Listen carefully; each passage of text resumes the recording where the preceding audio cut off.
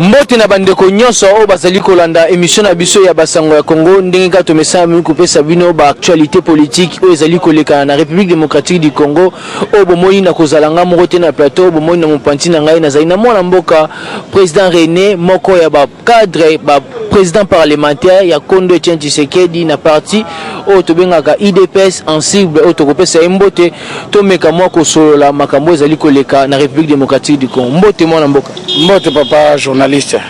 Président René, sans plus tarder, tout simbana nous ba propos oyo chef de l'État aloba qui na mikili ya bapaya na pays étranger oyo aloba qui que je n'ai pas l'intention ya ko dissoudre le parlement mais ceux qui ba collaborateurs nanga ba pousser nga je vais le faire mais ya koka moi pas même une semaine to moni ba collaborateur na ye ba bandi ko juger discours na to ko mituna en vertu de quel droit to na disposition ni constitutionnelle oyo madame Mabunda pardon oyo a jugé président de la République à lobby était bayokana ki bongo te basola ki bongo te. OK, merci beaucoup papa journaliste. J'espère que le chef de l'État il faut battre tout mokili mobimba bon on est comme savant. Mutoye bimingi c'est comme un professeur à l'école a posé la question à Mouké pour mon réaction à salle ayeba ko banda cour na ye. Le chef de l'État a dit Nazan a besoin de créer crise. Mais ceux qui sont partenaires de la bango, bazali ko pousser ngai kaka na sala yango. Je pense que na ko dissoudre le parlement. Cela ne veut pas dire que je vais dissoudre le parlement. Mais comme Azali professeur, il y a droit. Comme Azali, l'homme qui comprend bien la politique, à cela qui a un mon esprit na bango, Mabunda s'éclater. Alexis Polé le complot na bango contre le peuple congolais. Mabunda Azali président de l'Assemblée nationale. Il n'a aucun temps pour répondre au chef de l'État selon le rôle qu'il a joué. Parce qu'Azali président de l'Assemblée nationale. Ma répondre au chef de l'État. À lobby, chef de l'État il y a limite qu'on suspend qu'on dissout du Parlement et Azali processus sinon à tomber dans haute trahison. Question qu'on a posé banda tongo na ba émission sur na sali na Jarine Mabunda. Ayebisabiso quand Kabila a violé la constitution. A boy organisé l'élection en 2016. A quel pouvoir naie jusqu'à 2018. Pourtant mandat ils allaient prévu 5 ans. Il y a sali 8 ans. De 2011 à 2018. 8 ans pour un mandat. C'était la haute trahison ou pas. Tango, balobi que ba gouverneur, bazali élu par les députés provinciaux. Bango bakamati batubatiaki bango soki ba conseillers spéciaux na ba province. Ba viola qui disposition constitutionnelle ou pas. Tango bango bandimi batia double nationalité. Ba se présenter na haute qualité pour bazala ba président chef de l'État, ba candidat président. Et c'est là qui haute trahison ou pas. Tango bandimi étranger dirigeant Moka. Et c'est là qui haute trahison ou pas. Il n'a aucun temps. Il y a un chef de l'État. Et puis Kotou Naye, que non à dissoudre du Parlement d'Engening. La crise est crise, ce qu'ils allaient déclarer par celui qui a la responsabilité. Na Congo, Moutoaza habilité à déclarer crise et zali chef de l'État. Ce chef de l'État, le crise et zali, donc crise et zali. Mais maman, Mabunde, mais c'est grave. Mabunde, ils ont un problème, il dépêche, mais c'est grave. C'est grave au côté de la Wapi. Ils ont un problème là, il dépêche, et pourtant chef de l'État. À l'hôpital du sud du Parlement. Mais ils répondre, pourquoi sauter première? Mais à l'objet, le langage codé. Azali, Moutindami FCC. FCC, Bazali, na Kanda, le col le 24 et Belemi. Or, Bissopé, Tozan a taille à collectisate, Tozan coûte na taille à négliger les sous-soutés, Aoué Tikali Kaka jour J-1. Aoué Tozo Komba, lobby mercredi, le 23. Le chef de l'État Kozonga Zozonga. Maman Mabonde, même ce crise, les atébissements ont créé. Au commun, la crise pena ya malakata, donc crise ya makasi pena. D'ailleurs, Tozo Parlement encore. Ce que nous avons ici, il y a Kokanga Félix. On a refondé, on porte plainte. La Cour constitutionnelle. Et on va vous demander ceci. La haute trahison, il y a pays. Et c'est la question qui va violer la Constitution intentionnellement. Maman, vous avez droitier. principe amike okendaki kobimisa wana soki na natangi so yango butu na yebite soki bato batanga droit eza na IDPS. Je suis en train de te dire mokolo le 24 c'est le début de notre pouvoir, c'est le début d'une nouvelle république. Nomination kozala en cascade okomona même yo eloko ya liboso ezobangisa yo d'abord ezake okoperdre poste eloko amibale soki toke na élection normale législative na mboka oyo bokozala ta na 20 députés te nala kopona bino mais biso mpe tolobi tokotikela bino tante élection il faut esalema tozala na badirigeant ya sika badepute ya sika mais mpo tozwa bango élection or avant tosala élection recensement 5 ans Siko 5 ans élection ko zambukolo nini donc mabundo kota chômage à libéral yoku to kotika na mandaka e bon kabila kende wapi so kabila pe o tuna na kabila te e bon tamam lokho za soki nyamurenge soki nani te reconnaître bino melinko le batete ko zo msabine pa bino te to lobi bazali ba congolais po ba yaki Congo depuis 1960 Mobutu mutasinyaki yango eza biso te mais mutamemeli biso bitumba oyo si bino bato ya fidèle boyena bango bo signé accord bo komi na est bokuti Congo déjà pacifié Zaïre komi déjà passoire Mobutu affaibli par Tshisekedi na UDPS lelo bomimi ba champion bo komi sibe Kabila muze héros ya nini aganya bitumba nini Tshisekedi alongi bitumba jamais le malheur pour le Congo c'est Kabila muze so yebi yango te le malheur Etienne Tshisekedi paix à ton âme parce que Zaki brave nyonso lobaki lelo bato bamoni yango polele mbote na bandeko nyonso o bazali kolanda émission na biso ya basango ya Congo ndenge ka tomesa mi kopesa bino ba actualité politique o ezali koleka na République démocratique du Congo o bomoni na kozalanga moko na plateau bomoni na mopanti na ngai na zali na mwana mboka président René moko ya ba cadre ba président parlementaire ya Kondo Etienne Tshisekedi na parti o tobengaka IDPS en cible o tokopesa mbote tomeka mwa kosolola makambo ezali koleka na République démocratique du Congo mbote mwana mboka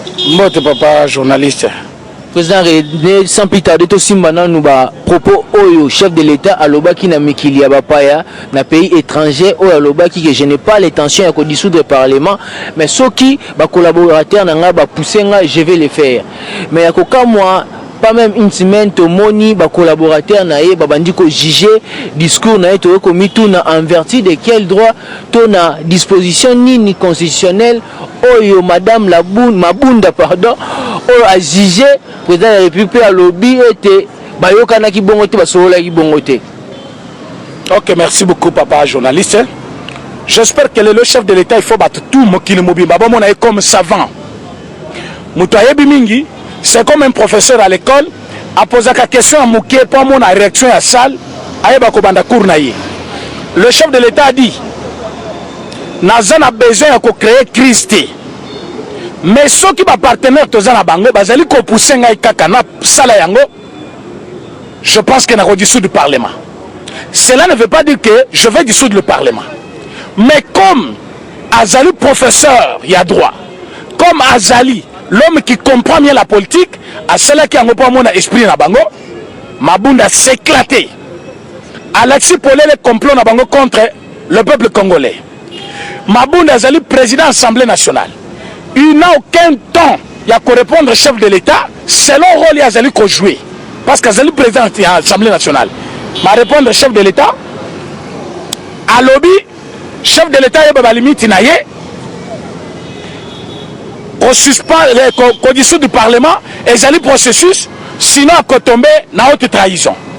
Question moko nazali ko poser banda tongo na ba émission sur na sali na Jaline Mabunda ayebisa biso quand Kabila a violé la constitution a boy organiser l'élection en 2016 a quel pouvoir na ye jusqu'à 2018 pourtant mandat ezali prévu 5 ans il y a sali 8 ans de 2011 à 2018 8 ans pour un mandat c'était la haute trahison ou pas tango balobi que ba gouverneur bazali élu par les députés provinciaux bango bakamati bato batiaki bango soki ba conseillers spéciaux na ba province ba violaki disposition constitutionnelle ou pas tango bango bandimi bato ya double nationalité va se présenter na haute qualité pour bazala ba président chef de l'État, ba candidat président. Et c'est là que haute trahison ou pas. Tango bandimi étranger dirigé Moka. Et c'est là que haute trahison ou pas. Il n'a aucun temps. Il y a un chef de l'État. Et puis Kotou Naye, que non à dessous du Parlement d'Engening. La crise est crise, ce qu'ils allaient déclarer par celui qui a la responsabilité. Na Congo, mutu aza habilité à déclarer crise, et allez chef de l'État. Ce chef de l'État le crise et allez, donc crise et allez. Mais maman oyo mabunde, mais c'est grave. Mabunde ozo ka problème IDPS, mais c'est grave. C'est grave au côté de la wapi. Ozo ka problème là IDPS et pourtant chef de l'État. À l'hôpital du sud du Parlement. Mais il répondre y. Pourquoi sauter première? Mais à l'objet d'un langage codé. Azali Moutindami FCC. FCC Bazali na Kanda, le col le 24 et Belemi.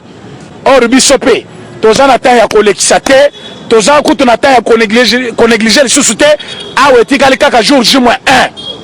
À Tozo Komba, lobby mercredi, le 23.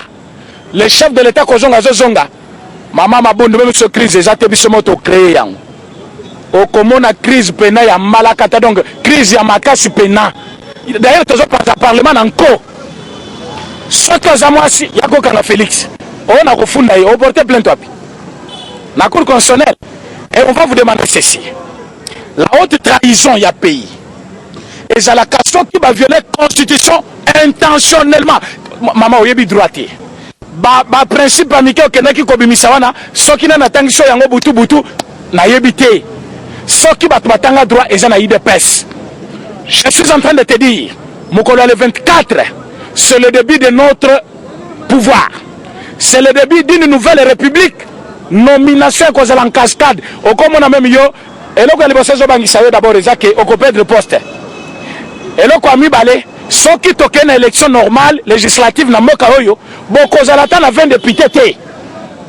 Na repona bino. Mais biso beto lobi, to koti que la bino tenté. Élection il fait seulement. Tous les dirigeants ya sika, les députés ya sika, mais pour tous les élections.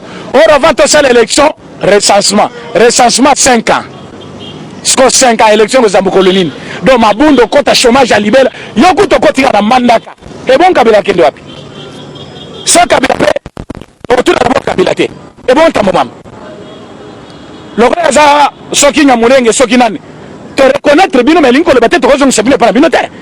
Tolobi bazali ba congolais po bayaki Congo depuis 1960 Mobutu signé ki yango ezabi sote mais mutu amemeli biso bitumba oyo si bino bato ya fidèle boyena bango bo signé accord bo komi na est bokuti Congo déjà pacifié Zaïre komi déjà passoire Mobutu affaibli par Tshisekedi na UDPS lelo bo bimi ba champion bo komi sibe Kabila Muze héros ya nini aganye bitumba nini Tshisekedi alongi bitumba. Jamais, jamais, jamais le malheur pour le Congo c'est Kabila Muze. Soyez bien côté. Le malheur Etienne Tshisekedi paix à ton âme. Parce que Zaki brave, nyon soloba ki lelo, batumamoni yango polele. Eshima, votre magazine qui bat au rythme de l'actualité. Une réponse à vos besoins en information, un éclairage dans divers domaines. Impartial, documenté, instructif. Eshima au cœur de l'info. Retrouvez la nouvelle édition. Exclusivité, défi, vision. Jean-Tini Ngobila, au-delà des limites. Gouverneur de la province de Kinshasa, Jean-Tini Ngobila propose 5 axes prioritaires pour relever les défis de Kinshasa. Retrouvez également l'interview de Maître Freddy Bonzeke. Découverte, 59 ans après l'indépendance, la recherche scientifique d'école José Mpanda, l'homme providentiel.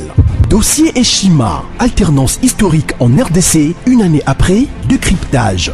Nation, SNEL. Après les premiers forums sur l'énergie électrique, Jean Bosco Kayombo multiplie des actions de CLA. La RDC, vers une société civile politisée. Placer la SONAS en pole position des meilleures entreprises, Lucien Boniemé et Kofo impressionnent en 9 mois. Premier partenaire du développement, le FPI a atteint ses objectifs pour 2019. Retrait des sanctions européennes, Lambert Mende, une réputation lavée. Dissolution de l'Assemblée nationale, les contours constitutionnels. Retrouvez l'intégralité du magazine Eshima dans les kiosques. Eshima Magazine, un nouveau standard d'information.